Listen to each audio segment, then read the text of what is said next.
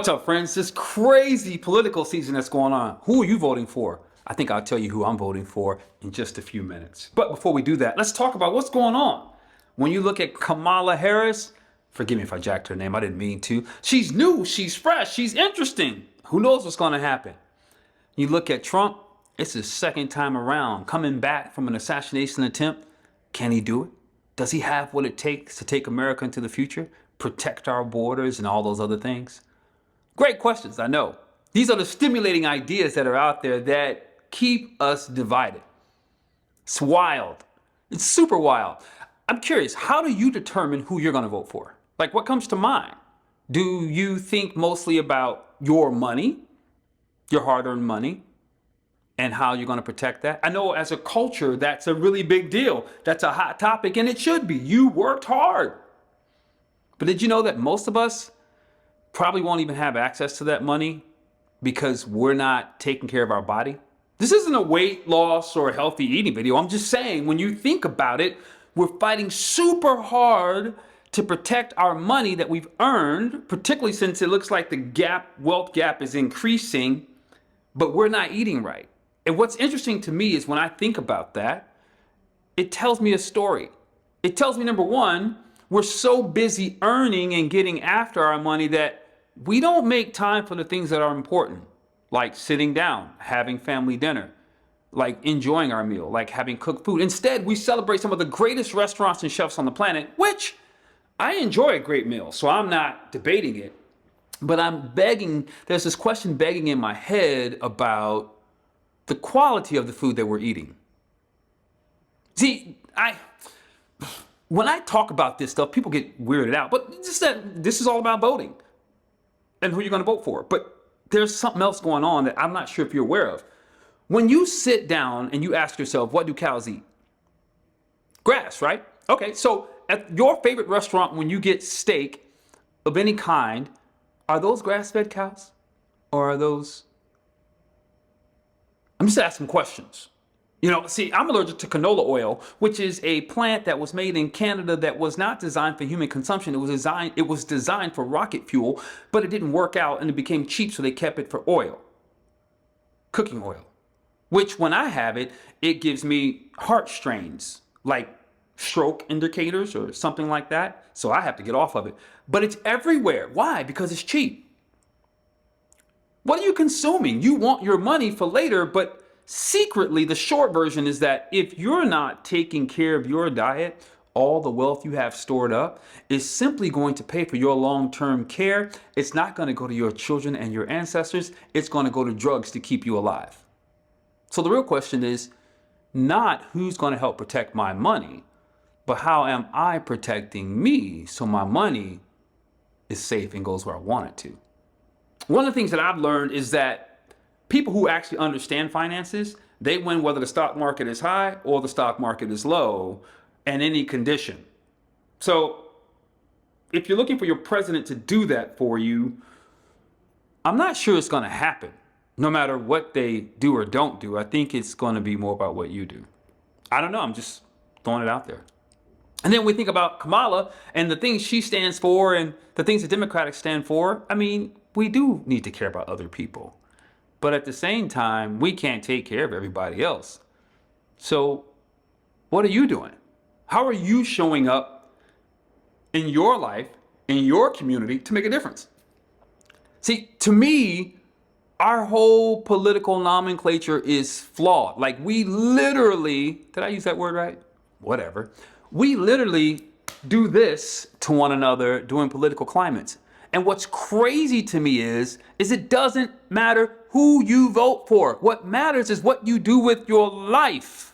What matters, more importantly, is who do you vote for in your local area? And are you participating in your local area for the transformation for your community? And most of us are not.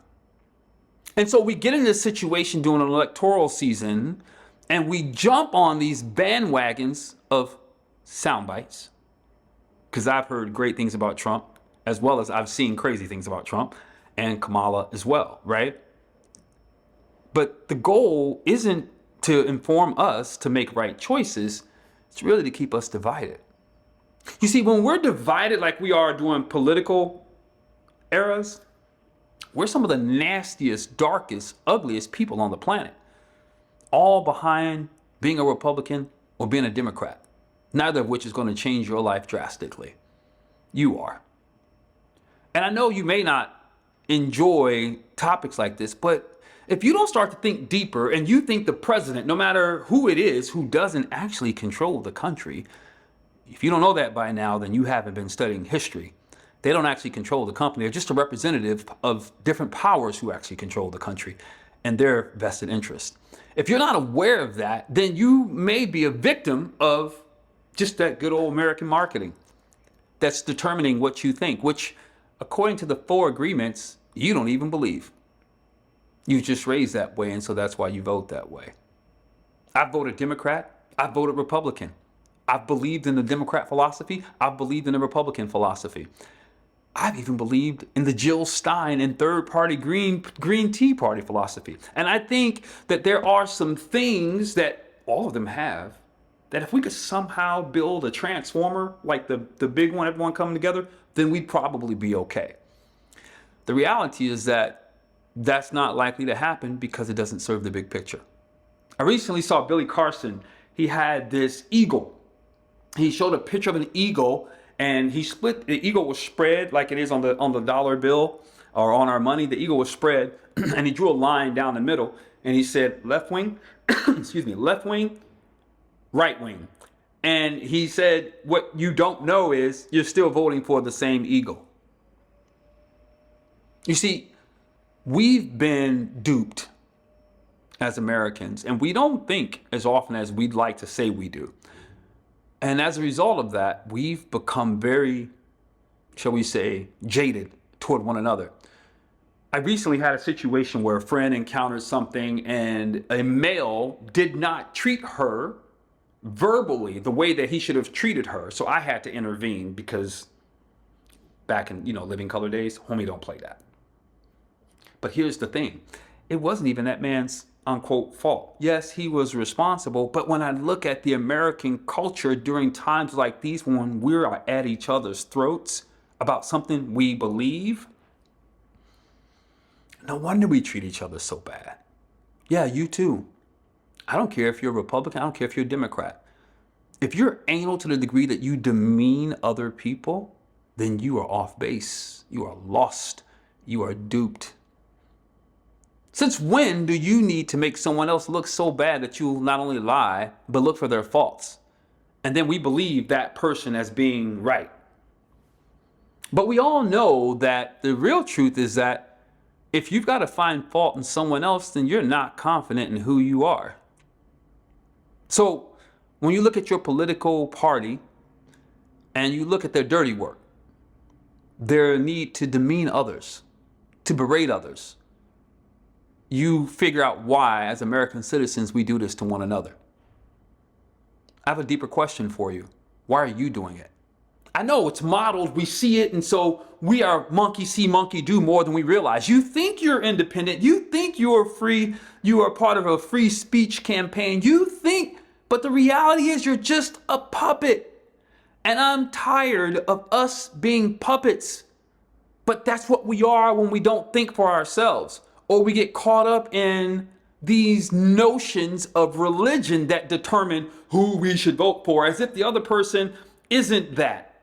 You see, I went to Bible college, so I can talk about how ridiculous we are. If you're not in this denomination and you're not in that denomination, then you're not the real deal. And it's all bull cockamania. All of it. I'm sick of it. It's exhausting. I'm exhausted. At what point will you be exhausted and following blindly because someone said it's the value? I remember once, it was a few years ago when Trump first went, and I was trying to have a conversation with an old friend, and Trump had did something publicly, that we know is not humane. And they said, it doesn't matter, it's God's man. And I thought to myself, wow, we've really missed the boat. Oh my God, we've really missed the boat by not thinking. And by following blindly because someone says God or someone doesn't say God. So much so that if the Democrat says God, then that's not the God that the Republican serves. What? And we believe this stuff blindly. Or let's take Kamala, right? She put a lot of African American men in prison during her job. Were all of them innocent? Probably not. Were there a few? Probably so. But what body of government didn't do the same thing? I'm not here to defend either one, nor boost either one. Instead, I need you to do me a favor. I need you to vote for you. Now, when I say vote for you, I don't mean put your name on the ballot. I mean go within and start asking real questions aside from what you've been given so that you can begin to think more clearly, because ultimately the responsibility will never lie with the politician. The responsibility is going to lie with you.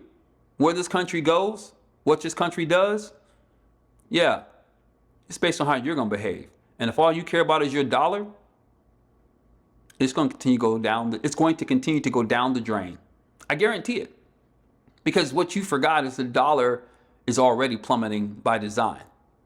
And as much as you think you live in the greatest country on the planet, you don't. You live in a challenging country that's about to self-implode. So whether it's Trump, make sure you know why you're choosing it and what you are going to do to make it happen. If it's Kamala, make sure you know why you're choosing her. Would it be cool to have a black woman president? Absolutely. Would it be good to have a woman president? Absolutely. Why? Because it might make a difference in our country from the context of maybe we should try something different than the old white man. But it doesn't matter to me if you vote for her or you vote for him. I seriously, if you knew anything about me, you'd understand I'm very indifferent. I'm trying to look at where the country is and where I think it needs to go. And I don't need to make anyone look bad in that process. To me, these are the kinds of conversations that we need to have. But because of our nomenclature of America and how we are, because we don't think, because we don't honor each other's voice, we fight instead of having conversations that could actually make a difference. But you see, that's part of the game, because you forget, at the end of the day, it's the same eagle. You're just voting for one wing or the other, but it's the same eagle. This is Marquise. Do the work. Go within. Stop buying what's put in front of you. And really study. Ask hard questions. Get out of your head. And spend time talking to people who don't believe like you believe to see where your conversation might go.